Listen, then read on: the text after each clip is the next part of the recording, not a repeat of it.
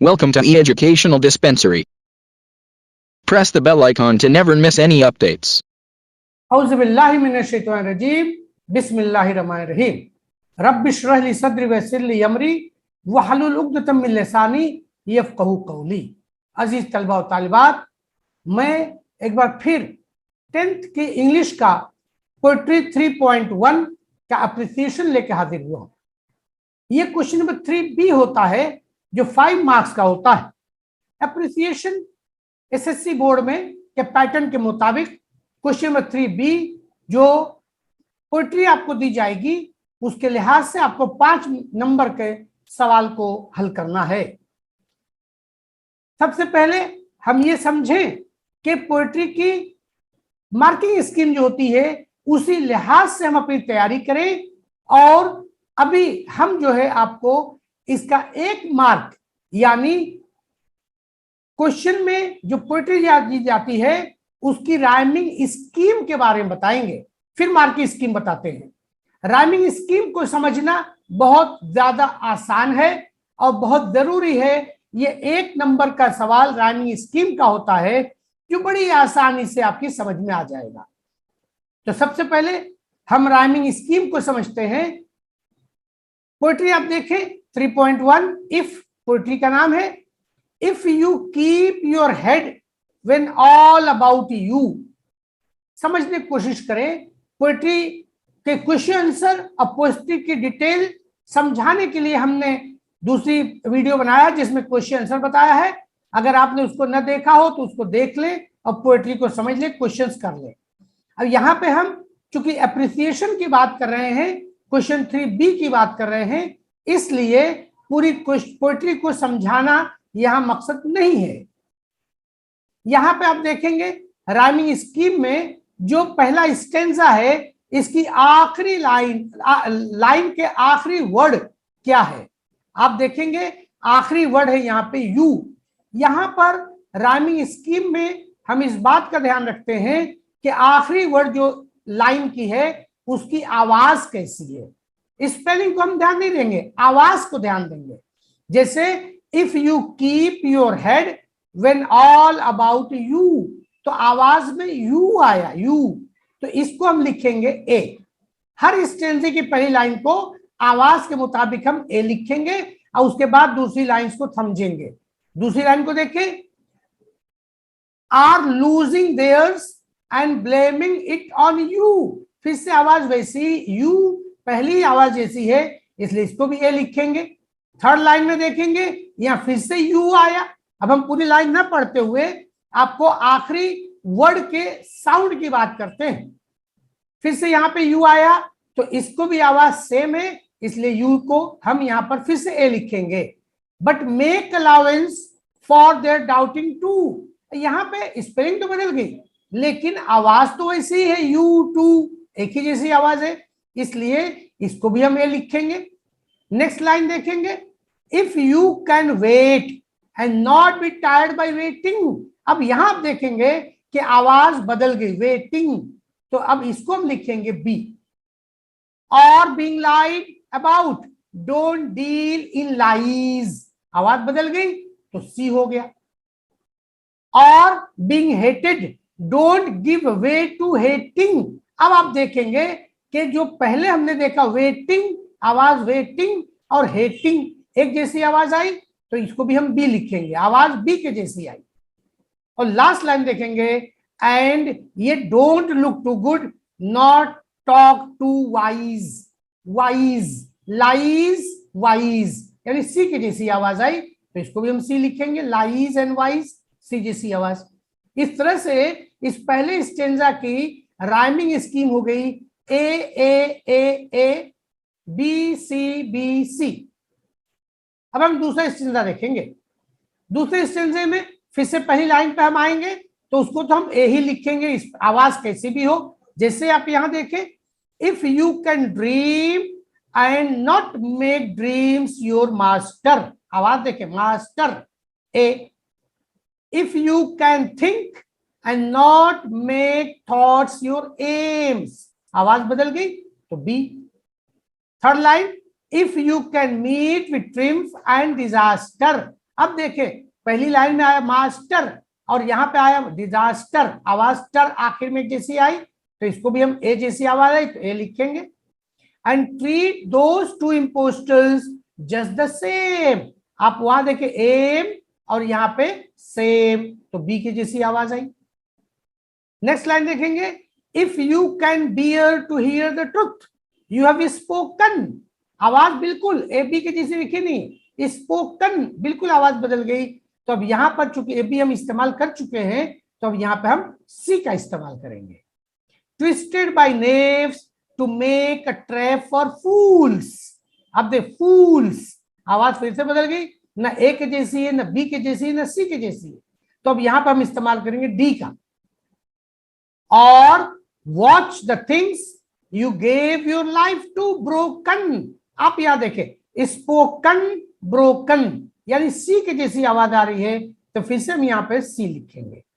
Last line देखेंगे, and stoop and build up with warm out tools, अब देखिए यहां पे फूल्स टूल्स, यानी जो डी की आवाज आई थी वैसे ही यहां भी टूल्स की आवाज जी की लिखा जाएगा। तो अब इस स्टेंजा की राइमिंग स्कीम हो गई ए बी सी डी, दो स्टेंजा हो गए। इस पोएट्री थोड़ा बड़ी है, हम थर्ड स्टेंजा को देखते हैं। If you can talk with crowds and keep your virtue, पहली लाइन है तो ए, और walk with kings not lose the common touch, आवाज बदल गई वर्च्यू और यहां पे टच तो बी। नेक्स्ट लाइन देखेंगे, if neither force nor loving friends can hurt you, अब वहां देखें आप वर्च्यू, आवाज भले स्पेलिंग अलग है, आवाज तो वर्च्यू आई थी और यहाँ पे यू आया इसलिए आवाज एक जैसी है, ए लिखा गया। If all men count with you but none too much, अब वहां देखें आप सेकेंड लाइन में टच और फोर्थ लाइन में मच, आवाज एक जैसी आई तो यहां भी हम बी का इस्तेमाल करेंगे। Next, if you can fill the unforgiving minute, आवाज बिल्कुल बदल गई तो सी हो गया, मिनट बिल्कुल ना ए जैसी है ना बी जैसी है, तो नेक्स्ट होगी तो C. With 60 seconds worth of distance run, अब यहां देखें बिल्कुल ना ए बी सी जैसी कोई आवाज नहीं है, नई आवाज निकली रन, तो इसको हम डी लिखेंगे। Yours is the earth and everything that's in it, अब यहां देखें दैट्स इन इट तो बिल्कुल आवाज मिनट और इट, मिनट और इट आवाज लास्ट में एक जैसी निकल रही है तो इसको भी हम सी लिखेंगे, मिनट की जैसी आवाज आई। और आखिरी लाइन देखेंगे, and which is more you will be man my son, आप आवाज को देखेंगे जैसे ऊपर रन की आवाज आई वैसे सन की आवाज आई, तो रन को हमने डी लिखा तो सन को भी हम डी लिखेंगे। इस तरह से ये थर्ड स्टेंजा जिसकी राइमिंग स्कीम है ए बी सी डी और आखिर में यह पोएट का नाम दिया हुआ है रुडयार्ड किपलिंग। यहां से ये जो एक नंबर का क्वेश्चन हमने बताया और एक नंबर का क्वेश्चन और छुपा हुआ है। जैसे पहला क्वेश्चन जब देखेंगे, अब हम मार्किंग स्कीम और क्वेश्चन के पैटर्न को बताएंगे, तो यहाँ पे तीन बातों का ध्यान रखना है। पहली चीज पोएट्री का नाम, पोएट्री का नाम है इफ, दूसरी चीज पोएट का नाम, ये दोनों चीजें हमें पेपर से देख करके सही स्पेलिंग के साथ लिखना है, रुडयार्ड किपलिंग। तीसरी चीज जो हमने अभी यहां बताया वो है राइमिंग स्कीम, अलग अलग स्टेंजाज के राइमिंग स्कीम को चेक करना जरूरी है। अब हम 5 मार्क्स से जो पहले बता चुके उसकी मार्किंग स्कीम के बारे में बताते हैं ताकि आपकी तैयारी एग्जाम की बिल्कुल ऐसी हो कि मार्किंग स्कीम के लिहाज से आपको बराबर मार्क्स मिले। क्या लिखना है, कैसे लिखना है, इसको अच्छे से समझिए। ये क्वेश्चन का पेपर का पैटर्न और marking scheme. Question number 3 B, appreciation of poem. यहां पर इंस्ट्रक्शन क्लियर रहता है, students are expected to write an appreciation of the given poem with the help of the points provided, यानी जिस तरह से पॉइंट्स दिए गए हैं उसी तरीके से बच्चों को अपने जवाब को पॉइंट्स के फॉर्मेट में ही लिखना है। The appreciation is to be written in points format. अब पॉइंट्स फॉर्मेट तो बात समझ में आ गई। अब इसकी मार्किंग स्कीम को समझ लें। टाइटल जो भी हमने बताया, इस पोएट्री का टाइटल है इफ, तो ये पोएट्री का टाइटल लिखने के लिए आपको आधा मार्क्स मिल जाएगा। सिर्फ आपको टाइटल पोएट्री में देख के लिखना है। दूसरा पॉइंट है पोएट, यानी पोएट का नाम। पोएट का नाम अभी आपने देखा, कोई भी पोएट्री आए, जो भी पोएट्री इम्तिहान में आएगी, उस पोएट्री का नाम यानी टाइटल और उस पोएट का नाम आपको उसी पेपर में लिखा रहेगा, उसी को देख के कॉपी करके सही स्पेलिंग के साथ लिखना है। उसके लिए आपको हाफ मार्क्स मिलेंगे। इसके बाद जो भी हमने बताया राइम स्कीम, इसके 1 मार्क्स है। राइम स्कीम भाई हमने बताया कैसे राइम स्कीम, किसी भी लाइन के आखिरी वर्ड के आवाज के हिसाब से राइम स्कीम ढूंढी जाती है। ये 3rd point. 4th point figure of speech. Figure of speech के बारे में अलग अलग पोएट्री में जो भी फिगर ऑफ स्पीच होगी उसको अभी हम आंसर बताते वक्त आपको बताएंगे। और 5th पॉइंट जो आखिरी पॉइंट होता है थीम और सेंट्रल आइडिया, जो 2 मार्क्स का होता है। इसके लिए पूरी पोएट्री की निचोड़ या इसका सेंट्रल आइडिया या उसका मकसद, उसका थीम, वो आपको अपने अल्फाज में बयान करना है। इसके 2 मार्क्स होते हैं। अब ये जो पोएट्री अभी हमने पढ़ा इफ, इसके क्वेश्चंस को इस 3.3 क्वेश्चन के बी पार्ट को आंसर कैसे लिखा जाएगा, इसका आप फॉर्मेट देखिए। सबसे पहले हम अपना क्वेश्चन नंबर लिख लेंगे 3B, एप्रिसिएशन ऑफ पोएम। फिर उसके बाद इसके 2 कॉलम बना देंगे। 2 कॉलम बनाने के बाद नंबर 1 जो हमारा है टाइटल, तो टाइटल हम लिखेंगे the title of the poem is if. The title of the poem is if. ये इफ पोएट्री के ऊपर हमको टाइटल दिया गया था, ये सिर्फ इतना इफ लिख देने से आपको आधे मार्क्स मिल जाएंगे। दूसरा पॉइंट है पोएट, यानी पोएट का नाम। तो पोएट का नाम पोएट्री के आखिर में आपको दिया गया है रुडयार्ड किपलिंग, उसको आप स्पेलिंग सही देख करके लिख दे तो आपको आधे मार्क्स मिल जाएंगे। नेक्स्ट पॉइंट है 3rd राइम स्कीम। अभी हमने राइम स्कीम आपको बताया कि राइम स्कीम कैसे ढूंढते हैं। यहां पे आपने देखा कि 3 स्टेंजा की राइम स्कीम अलग अलग थी, तो लिखा जाएगा rhyme scheme of the first stanza is A A A A B C B C. देख रहे, लिखने का तरीका भी ध्यान रखें, ये कैपिटल अल्फाबेट्स नहीं लिखा जाएगा। और जो हमने समझाया है वो समझने के लिए है, आंसर का पार्ट नहीं है। इसलिए आप पोएट्री को देख के उसकी राइमिंग स्कीम को समझ लें।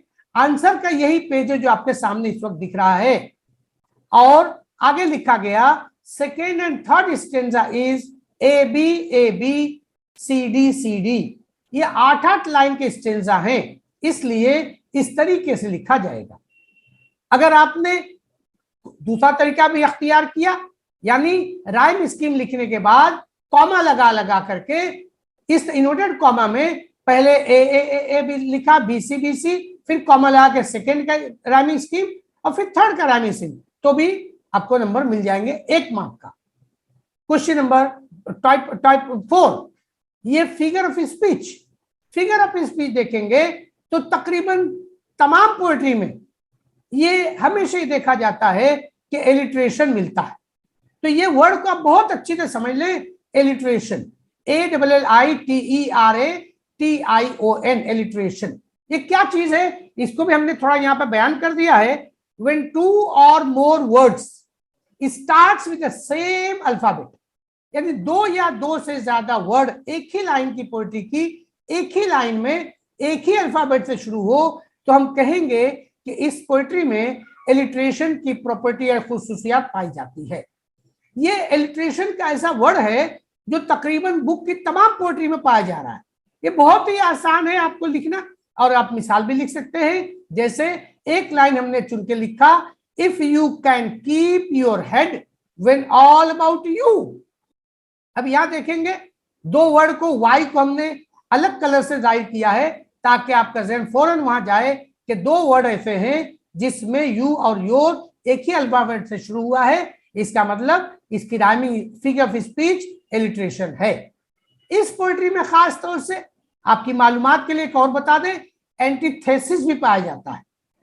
हालांकि इम्तिहान में आप कोई एक लिखेंगे एग्जाम्पल के साथ, आपको 1 नंबर मिल जाएगा, लेकिन चूंकि इस पोएट्री में एक और फिगर ऑफ स्पीच मिलती है तो हम उसको भी बता रहे हैं ताकि आपकी मालूमात में मजीद इजाफा हो सके। ये क्या है? एंटीथेसिस, यानी for poetic effect when poet use two opposite words और आइडियाज।